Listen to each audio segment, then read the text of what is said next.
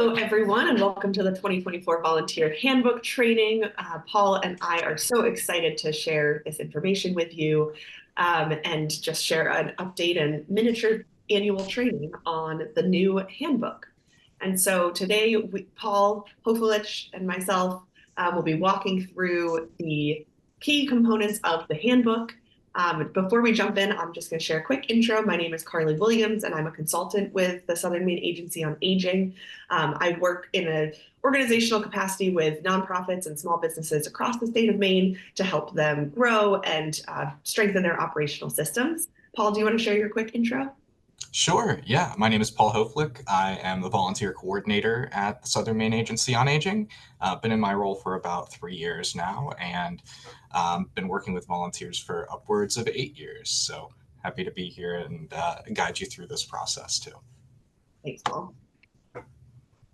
So the goals for today's conversation is the first goal is to orient all SMAA volunteers and staff members to the new volunteer handbook. And then we also, our second goal is to highlight critical topic areas within the handbook that we really want to make sure volunteers and staff are aware of as we roll this new handbook out. And so for what to expect for today, Paul is going to share about SMAA's mission and values, and then we are both going to share about the key handbook policies that we really want all volunteers and staff to be aware of. Of course, everything in the handbook is important, but these are really the key components that we wanted to highlight for you today. And then we will share information about where you can send follow-up questions.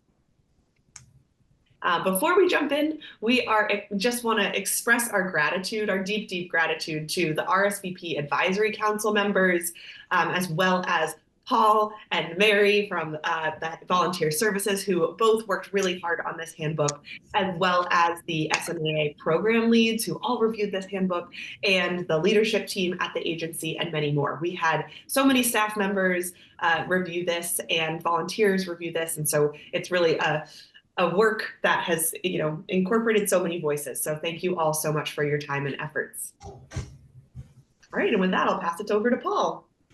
All right. So first, we're going to talk about the mission and the values associated with Southern Maine Agency on Aging. You can see on the next slide here is our mission statement. And can you change the slide? There we go. Perfect. All right. So the mission statement reads, the Southern Maine Agency on Aging is the focal point in Cumberland and York counties for resources, services, and information to empower older adults, adults with disabilities, and their caregivers to live to the fullest potential. And through our mission, we have a number of values that we really try to instill in our work. We're community-centered. We are innovation forward. Strive for a sense of belonging within the community. We're a client-centered agency, so we take kind of a personal approach to the way that we provide our work, and we're impact-driven and team-oriented. So we wanted to read a portion of the agency's statement on diversity, equity, and inclusion. For the full version, you can see it in the handbook, but I'll read through this here. As an area agency on aging, a core piece of our mission is to serve older individuals of the greatest social and economic need, particularly low income and minority persons, older individuals with limited English proficiency, and older persons living in rural areas. Southern Maine Agency on Aging honors the many unique experiences, perspectives, and identities of the individuals that make up our community, and we vow to regularly nurture the advancement of DEI knowledge and education of our board, advisory council, staff, and volunteers to look within, to challenge our own biases, and speak up in the face of injustice, racism, and ageism. Thanks, Paul. Yeah, so that is, part of the statement that the Area Agency on Aging has put out around, why DEI really matters. And we also wanted to take a moment to share a little bit more personally about why DEI really resonates for us, because it oftentimes helps sort of hammer it home and contextualize it a bit. And so, building an environment where we are intentionally supporting our staff and volunteers so they can become more aware of their identities and their biases and how that impacts their day-to-day work with SMAA's clients is so important. And I wanted to just share a little bit about my identity. So two parts of my identity to sort of speak to today are: one is that I identify as white, and two, that I identify as a queer person. And so being white impacts my sense of safety because I feel that I can go anywhere across the state of Maine and feel confident that I won't be treated poorly because of my race. And that is a privilege. And however, my sexuality makes me and my partner need to talk about where we want to take weekend trips across the state to make sure that we are setting ourselves up to feel safe. And so in thinking about those two parts of my identity and how it relates to SMAA's work, I want to make sure that people of all races, sexualities, genders, and other backgrounds all know that they will be treated with respect and get the support that they need when they engage with SMAA staff members or volunteers. And so we just wanted to, make sure that all volunteers understand that this is really a core component of the work that the agency does.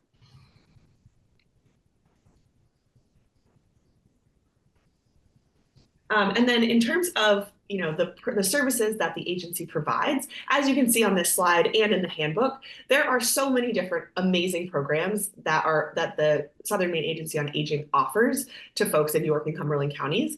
And information and referral resources is bolded here because we want to make sure that as volunteers, that if one of the clients that you're working with has a need and you're not sure if the agency offers a program that supports that need, you can refer that client to the agency. And one of the core functions of the agency is to share information and make referrals to other organizations or within the agency if it is a program that we offer. And so we want to make sure that as you are hearing from clients, you are referring to about their other needs that are outside of the volunteer position that you have, that you're referring them to the agency. And so we've provided some information here about how to contact the resource specialists who are standing by at SMAA. You can call the general line. You can email a referral to this email address. There's also a form that we will send out with the volunteer with this email that includes the handbook and this recording, or you can contact your volunteer supervisor.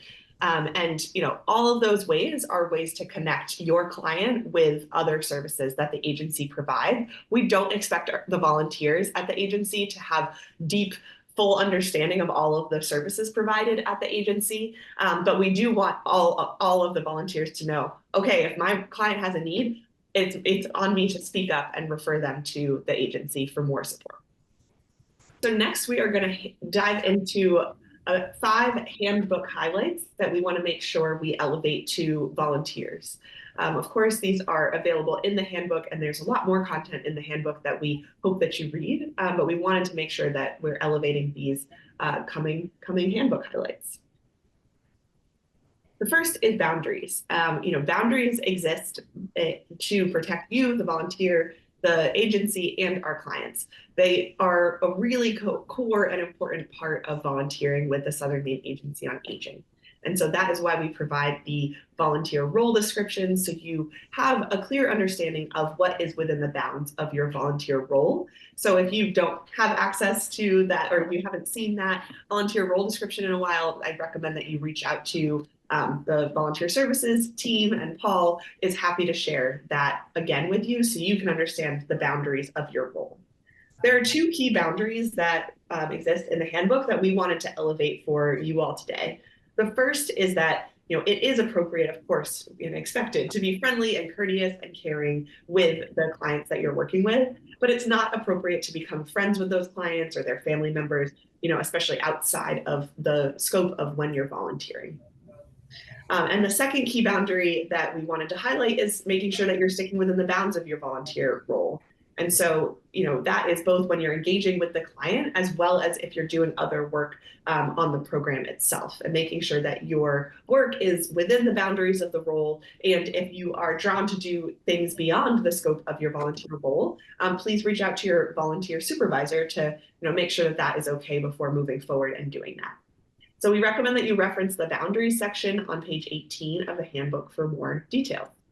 And next, we're going to actually dive into some scenarios that will hopefully be helpful to think about how these boundaries might play out in your day-to-day volunteer role.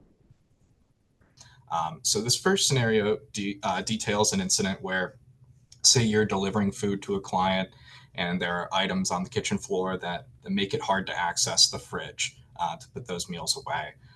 The first week, you've moved a couple of things out of the way to get to the fridge, but you've noticed it again, and it's getting harder to get access to the fridge. Um, we highlighted this scenario in particular because we feel that it might be a pretty common scenario that people might encounter during their meal deliveries. So is this something that you've encountered?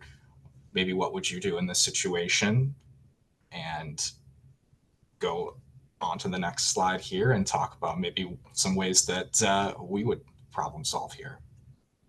Yeah. So this is, a great example, I think one that comes up often for Meals on Wheels, for people who are working with Meals on Wheels clients, or anyone that's going into a home, you might notice similar things. And so, what we recommend that you might try is, contacting your immediate supervisor. So a referral can be made. There's that information referral part of the agency again, to make sure that, that client's house is a space where you all can make those deliveries. So we want to make sure that, contacting your immediate supervisor is something that is a go-to instinct for you all. And what we recommend not doing is, offering to help move the boxes and get them organized and, coming after hours or just doing it then, because you could get hurt, you could hurt your back or something along those lines. And if you're doing it, then it also is going to take more time and it could impact your other deliveries and other clients who are relying on you. So that's a common scenario. The next scenario we wanted to share with you is you're on a call with a client or you're at a client's house. They say, wow, our weekly calls or our visits have been so valuable. And they ask if you'd like to join them and their family to celebrate July 4th. Again, this is an example of someone who that might exist more globally, but ask yourself, have you ever encountered a similar scenario of a client, inviting you into their life in a different way? And what did you do? Or what would you do if you did encounter it? Paul, what do you think? Yeah, I would try to let the client know that I'm grateful for the invitation. You can see here that you're not expected to provide a reason for why you would decline, other than to maintain the professional approach to your volunteer role. You can cite that since the role that you hold holds expectations on you as a volunteer and maintaining a relationship with the client. You really appreciate the invitation, but have to maintain that professional approach. Additionally, one thing that you might not want to do is accept the invitation and offer to bring your best potato salad. Obviously, the boundaries exist for your protection and for the client's protection, and we want to maintain those boundaries because at the end of the day, we are providing a service to these people. And while combating social isolation and being involved in people's lives and allowing them to live their lives to the fullest potential does kind of brush up against the roles that we're performing, we want to maintain that professional approach. So we're going to go on to scenario 3 here. Say you see a need within a program that you volunteered for and have an idea about how you can make it better. It seems like SMAA staff are too busy to make the change, so you're tempted to do it yourself even though it's not part of your role. This might be something that a lot of people encounter, and I think it's a common sentiment that with an agency of our size and a client base of our size, we are a lot of times busy and want to be able to hear volunteers, but maybe we don't have the time in the day to act on every scenario as it comes up or realize every idea as it's presented in that moment. So maybe have you encountered a similar situation to these, and what might you have done? Carly, what would you do in this situation? Thanks for asking, Paul. So I would definitely recommend sharing your concerns or ideas with your immediate supervisor or volunteer services. And I should note, if you're not sure who your volunteer supervisor is, reach out to volunteer services. We'll have the email address on the last slide here, and we're happy to share who that person is. Um, and those staff members that work within the program will look into the idea and think it through and think about if it's possible, and hopefully we'll circle back with you to let them know where they land and how you could be involved, and would just recommend being patient and know that changes take time, as Paul said, with especially with an agency at the size of SMAA. And what we recommend not doing is taking an ask for forgiveness, not for permission approach and going ahead and making the change. I think a lot of times something at face value may seem like it's a, globally, just universally good idea, but it's hard to understand the implications of a change, especially with an agency that has so many clients and volunteers. So, it's best to really talk it through with the staff member first and, think about that together. So we hope that these three key scenarios that we have seen come up often at the agency are helpful to hear, what you should do and what you shouldn't do in those situations. And, and that our highlights around boundaries has been helpful. With that, we're going to move on to our next section of the handbook that we wanted to highlight, which is around mandated reporting. And in the state of Maine, many professionals are required by law to report abuse, neglect, or exploitation of older folks to the state of Maine.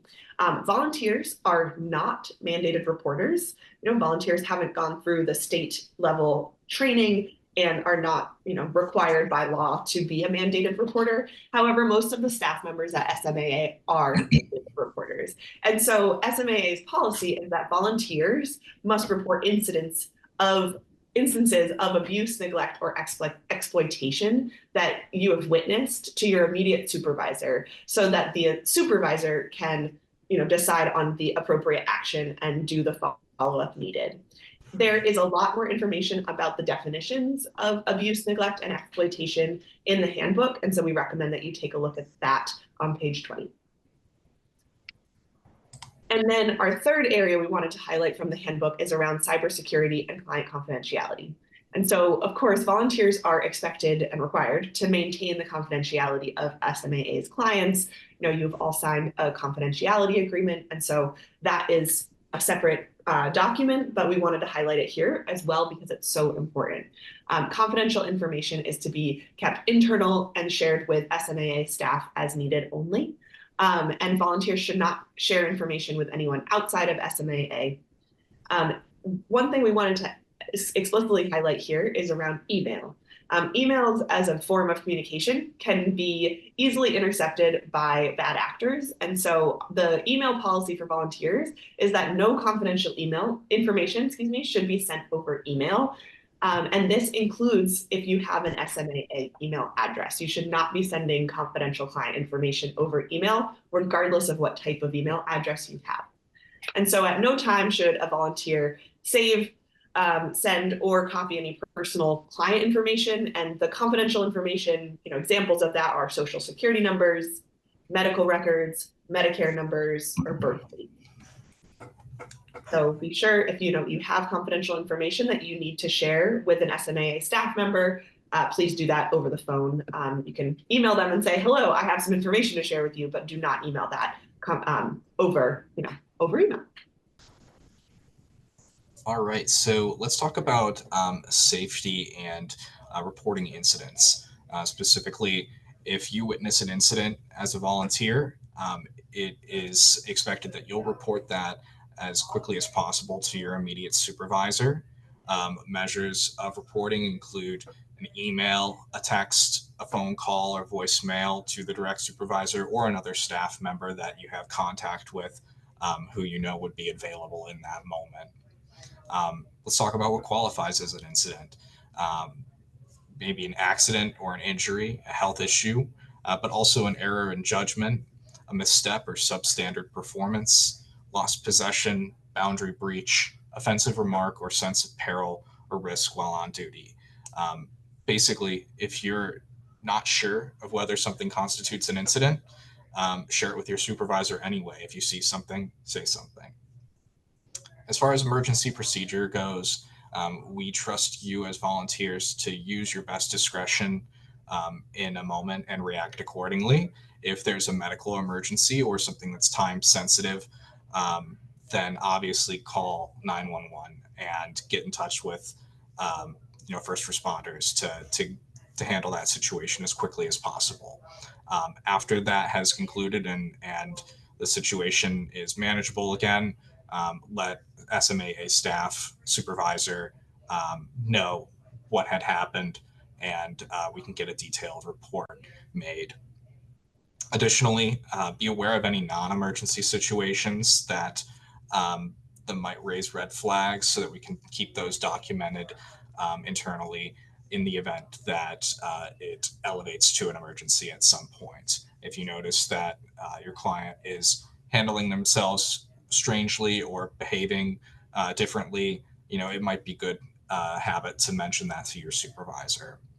In all instances, if you witness an incident, then after you report it, you may be approached by your supervisor to provide a detailed account of the incident so that we can make sure that any firsthand, witnesses can provide a statement on exactly what happened and be clear about what was done and how the situations were responded to.